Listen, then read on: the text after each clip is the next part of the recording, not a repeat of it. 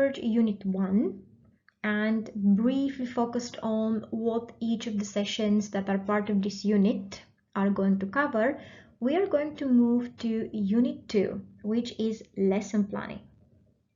The purpose of this unit is to provide you with the skills and knowledge that you need in order to plan lessons effectively, so that your learners or your students are fully engaged and the aims of the actual lesson are covered. The unit will also include some principles and practices that you can use in your job, in your field as a learning and development or education practitioner. There will be four sessions that are part of this unit. The very first one is going to focus on what lesson planning is. The second session is actually going to teach you how to create lesson plans. We're also going to do some practical exercises. And the third session covers theories of teaching and learning.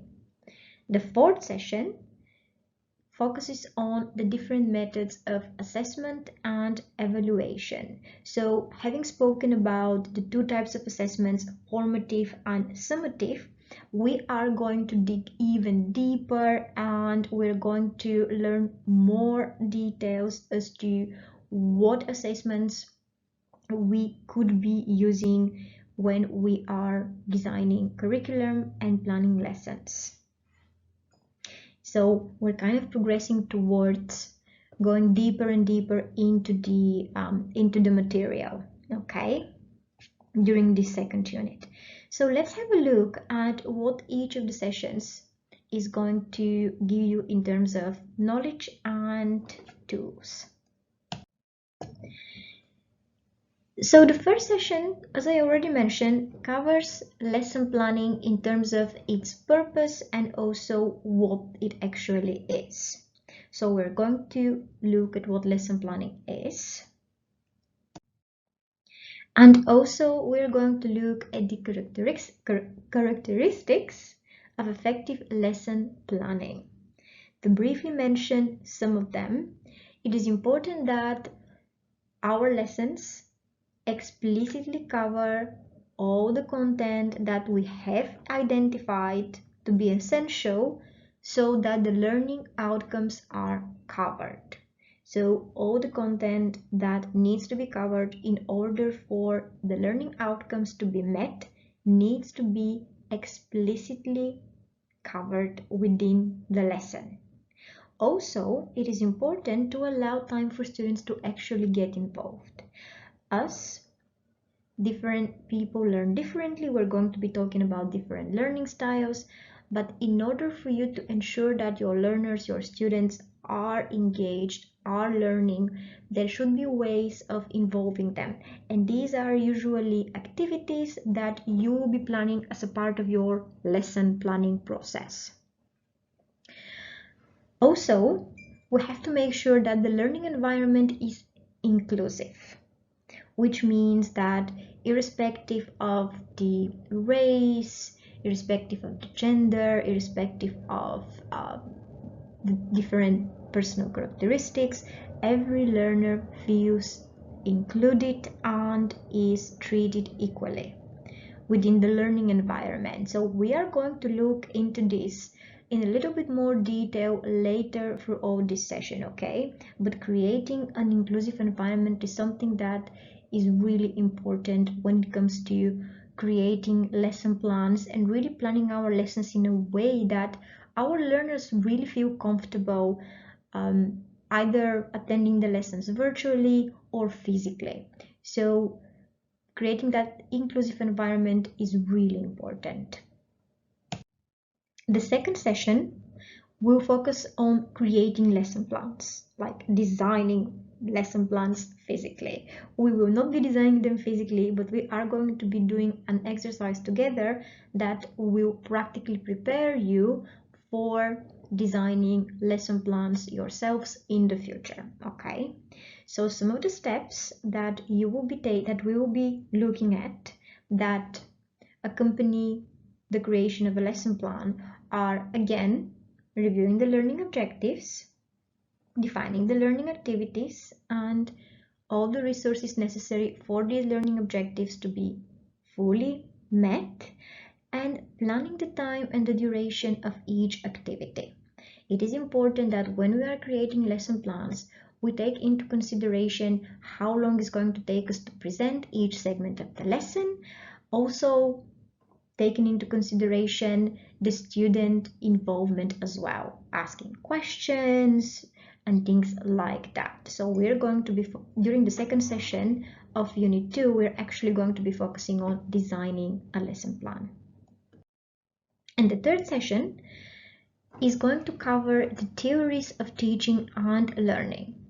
We're going to look at learning styles, and we're also going to look at models of learning and how incorporating learning styles and models of learning fits into creating lesson plans, and also into selecting the right training and learning activities. So let's have a kind of a deeper look into some of those learning styles and the models that we are going to be studying during the session. We're going to look at the VAK model of learning. Okay, some of you may be familiar with this model of learning already, and maybe some of you can see yourselves as a visual learner, kinesthetic learner, or auditory learner.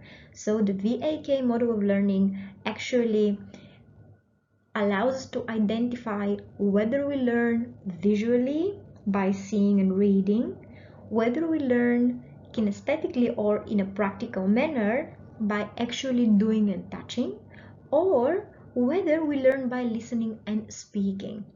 So we're going to be talking about ways of identifying what learning style our learners, our students feel most comfortable with.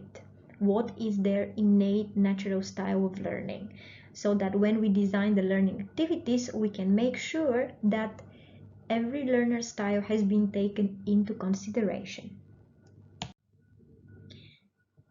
Another model of learning involves Honey and Mumford learning styles. This is a really interesting model, and it involves 4 different ways of learning. So most of us are a combination of 2 or even 3 sometimes learning styles within the Honey and Mumford learning style model. So let's have a look at what these styles are. So we've got activists. For instance, if your learning style is the one of an activist, you are going to prefer learning by active experimentation, by doing. And also, if you're a pragmatist as well, you would prefer to learn things by implementing them yourselves. If you're a reflector, for instance, you would prefer to observe, watch, and then reflect on the experience. And if you're a theorist, that would involve thinking, conceptualizing, reading. So most theorists, when we're looking at Honey and Mumford learning styles, most theories fall on the actual, let's kind of come back. Oh, we cannot come back. Okay, come back. Come back. They fall under the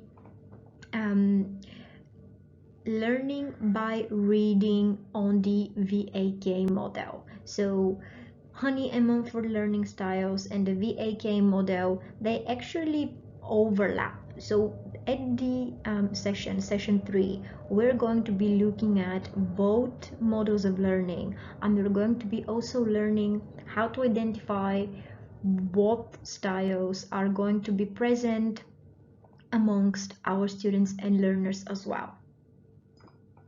Okay. The final session of this unit, session 4, is going to focus on methods of assessment and evaluation. We're going to look at what assessment is and what evaluation is, because these two concepts can sometimes be confused. Sometimes we can think, well, what is the difference between evaluation and assessment? Well, actually, it's two different methods. These are two different things, and we're going to look into that in more detail during the session. And to briefly cover this now, because it would be useful for you to learn this, assessment involves the process through which the progress and achievement of the individual learner is measured, where evaluation involves the process where we are evaluating the effectiveness of the teaching and learning program. So we're assessing. During assessment, we are assessing the learner, but when we are engaged in evaluation, we're actually focusing on evaluating the learning program.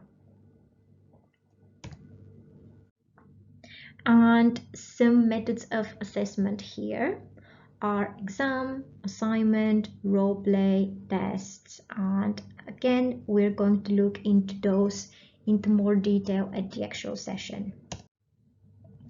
Okay, now it is time to move to Unit 3, which is Management of Class Dynamics.